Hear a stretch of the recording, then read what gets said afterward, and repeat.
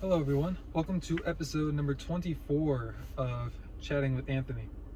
Today's episode, I'm going to ask the question: Why pursue earthly riches when there is a heavenly kingdom to pursue? Now, for a lot of you guys, you might hear that and you might think of an idea that I was introduced to when I was younger, which is we should just be grateful for what we have and we shouldn't strive for more because money is evil, and those who are wealthy are also evil as a result. And it's easy to justify that because there are a lot of wealthy people who are evil, but that's I would say it's correlation, not causation. I would say that the love of money causes people to be evil, but I would say the love of money causes people to do things that are evil, but money does not, or striving to make more money does not equal evil behaviors. There's an ethical way to make money, obviously. I would say the guy, I think his name's S. Truett Cathy. He's the founder of Chick-fil-A. I'd say he did pretty well for himself, in an ethical manner. Just an example. Now, is it more difficult? Sure. It's easier to get rich by screwing others over than it is to get rich ethically. I think if we would have a tally of all the people who have been, if you were to quantify a certain amount of wealth and you were to tally all the people on this earth currently and who have passed, who have had that amount of wealth, and you were to see, did they obtain this ethically or unethically, according to God's standard, if God told this to you and you were able to prophesy it, I think you'd find the majority of people get rich unethically. And so the Bible does warn us that those who do so, those who pursue to be rich, fall into those traps. But it doesn't mean that you can't pursue greater wealth while doing it in an ethical and otherwise godly manner. There is balance within that. And the only way to really have that balance, to strike that balance properly, is to let the Holy Spirit guide you throughout. You cannot do it on your own power. Now, you're going to make mistakes throughout. I'm not trying to sit here and say, the second you make a single unethical decision, you have to, tear the whole company down. Please don't do that. Unless it's, really bad. I'm not going to, again, ask God, not me. Well, you can ask me too, but ask God first. But the reality is the heavenly kingdom is always first. We always need to keep that first. How else do I really explain this? Eternity is forever. No duh. And we're only going to be, if you were to take this life and insert it into the realm of eternity, I think you'd realize that we should do everything we can to live life in a godly manner, because even if you could spend even if you lived to be 100 years old, you could spend all 100 in the most pleasurable way possible, and then you have to go to hell forever. Do you think that when you get to hell that you would like those decisions? Or the decisions that you made while you're here? Do you think you'd feel like it was worth it for a temporary pleasure? Now, of course, everything that I'm saying only makes sense under the context that the Bible is the infallible Word of God, that Jesus came into the flesh, lived a perfect life, died, and resurrected, and now is with the Father in heaven, and is watching everything that we do. And essentially, he is, how to say this? He's putting it all together. I guess you could think of it like a portfolio, and he's going to judge us based off of that. And you can't go up to heaven and tell God, hey, I did pretty good, let me in. It doesn't work like that. As tough a pill as I know this is to swallow, if Adolf Hitler truly repented like 5 minutes before he killed himself, if he really did, which I'm not going to get into that just because I don't know, to be honest. But there's enough conspiracies out there to do your own research. Regardless of that, whenever he died, if he would have sincerely repented 5 minutes before that, he would be in heaven right now.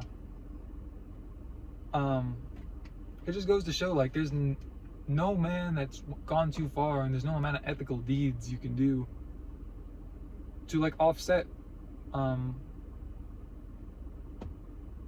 the price that needs to be paid for you. The only way to do that is through Jesus Christ. And yeah, if you want help with guidance, comment down below. There are plenty of other resources out there who have a lot of good content. So off the top of my head, I'd say guys like Mike Winger. I'll admit this guy, Spencer Smith, I think is good. I'll admit, I think he's a little bit tougher to digest sometimes, but he has a lot of good content.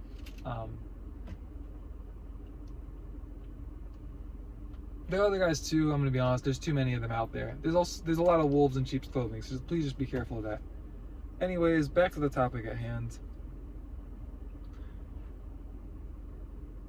Because the kingdom is always first, we can help further the kingdom with the money that we make. Think of along the lines of tithing to a church. You could even tithe to like a Christian organization.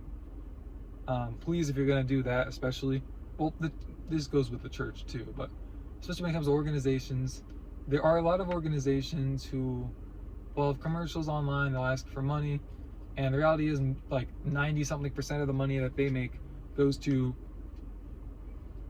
parties that the people within the corporate side of the company throw for themselves.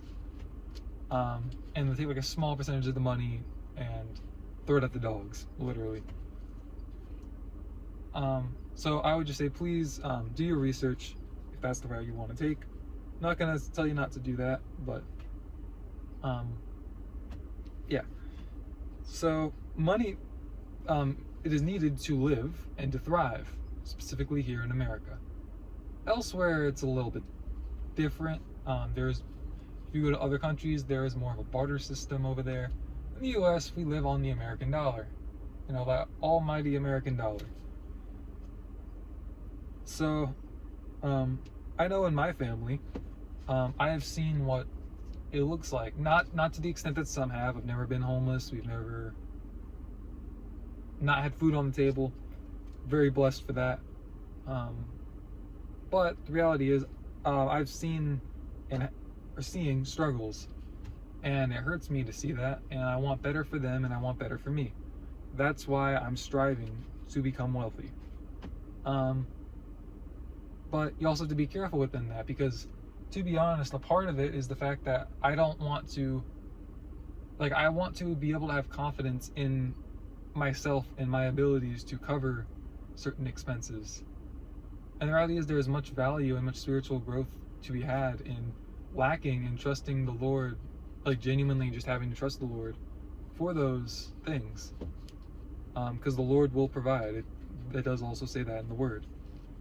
It doesn't mean sit on your butt all day. As the Word also says, a man who does not go out and work to feed his family is worse than an unbeliever. But it does mean like, hey, look, you're not in control. That's basically what it's trying to say. I think, at least. And I know a lot of you guys also have family struggles when it comes to money. And I understand that there's probably a lot of you guys out there that feel the same way that I do, which is, I mean, I want to be wealthy for me, but like, I just don't want to see my family struggling. That's really it. I like the thought of my family being able, not that they like completely depend on me. I don't want them like, I don't know if mooching would be the right word, but I don't want my family to view me as like a piggy bank, essentially. Or like an ATM machine. But I do want them to feel comfortable to ask me if they're in a situation where it's like, look, I'd rather give you some money to help you out now rather than let you snowball into debt and then let it get really bad before you ask me for help. And the reality is, right now, there's not a whole lot I can do. But I want it not to be that way. So, I would also argue, I'd argue that God takes pleasure in blessing his children. Um,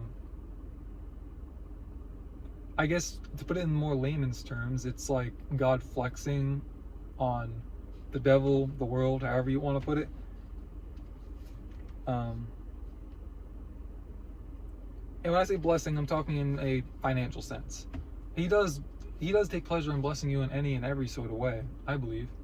But I think, like as the word also says, the millions. I don't know if it's millions. What I'm quoting is something from the Bible, but what I'm gonna say directly comes from a lyric from Ty Brazel. Ty Brazel, I think it is. He's like a Christian rapper. He said, "The millions stored up for the wicked." He said, "The righteous will inherit the millions stored up for the wicked," I think is what he said. But I would say, on top of God taking pleasure in blessing his children, he takes even more pleasure when his children then use that money to honor him. Because then it's just, how do I say that? I guess it's like a form of recycling praise to the Lord, which is something I think he values very much. I mean, if you look at the Bible description of heaven, there's a whole lot of beings up there that are just praising the Lord 24/7. And it's not a boring thing. It's not like a repetitive, like, holy, holy, holy. They're like, I've heard, I don't know if this is literally in the Bible, so take what I'm going to say with a grain of salt. I've heard that a part of why they're chanting it over and over again is because they're constantly receiving new revelation of things that God controls and things that God does and why he does them. And so that's why they keep saying it, because they're having greater revelation bestowed upon them. So that's why I think they're chanting it over and over again. And if that's what heaven's like, then we ought to be like that on earth. Not that we literally have to chant the same thing over and over again. A lot of worship music is literally chanting something over and over again, which some would argue is bad, including Spencer Smith. I do remember that video. I think it's videos at this point. But regardless of that, I would also say that God cares more about your spiritual health than your financial comforts. Again, when the wealth gets like recycled essentially too, God blesses you, takes joy in that. You use the money to honor him, give him worship through that. It can almost, not to say like, oh yeah, you can manipulate God, that's not at all what I'm trying to say, but it's like, it's all the more reason for God to give you stuff, if that makes sense. Like if you look at the story of Job, I mean, he was like the richest, if not one of the richest men on earth. Everything was essentially stripped away from him. The self-righteousness was extracted from him, but throughout it, he was constantly doing things and going about handling the situation in a righteous manner. And then I think everything was restored upon it. Everything that he lost was restored times 2, if I'm remembering the story correctly. But I guess what I'm trying to say is, the whole prosperity thing of happy, healthy, wealthy, no, doesn't work like that. I think God takes great joy in his people being happy, healthy, and wealthy. I won't argue that. But I think that whole sect kind of takes that way too far. Anyways, yeah, I mean, back in the story of Job, I think he would rather you be broke and miserable but spiritually healthy than rich and spiritually dead. As the Lord said, I'm paraphrasing this, he told the wealthy to weep for the miseries that are going to come upon them. And part of that is the fact that you aren't very likely to search spiritually when you have all these earthly things, because our desire is to have these things. And if so, like, there's so many, money can't buy you everything, but you could try to see if money can buy you everything, and you could take a long time to come to that conclusion that money can't buy you everything. And I think that's just more along the lines of why this is. As the Lord also said, it is after story where he told the rich young ruler to sell all his sell all his possessions and to follow him. And the guy went away sad because he had a lot of stuff. And the Lord basically said it is easier for the camel to go through the eye of a needle than it is for a rich man to enter into heaven. And the camel eye and needle thing, it's not like a literal needle. It was basically, from what I have been told, again, I haven't researched this myself, but I trust my church and I trust the pastors there. It is like a space that was on a mountain, and the entrance like really small. I think small enough to where it was difficult for people to get in. And so it's basically saying like, it would be easier for the camel to fit in that little thing than for a rich man to get to heaven. And so it almost like, when you put it like that, it almost makes me not want to be rich. Now, the part I don't fully understand is, I don't know if he was saying more along the lines of somebody who doesn't have, somebody who is, how am I trying to say this? Somebody who's not walking with the Lord, that is rich versus poor. I don't know if he's saying that's the specific situation where the camel and the eye and the needle thing, or if he's just saying like in general, like if you're wealthy and spiritually healthy, it's going to be very difficult for you to still get to heaven. I don't know which one he's saying. Maybe both. I do think there is some truth in both. So anyways, that was enough of me yapping for today's episode.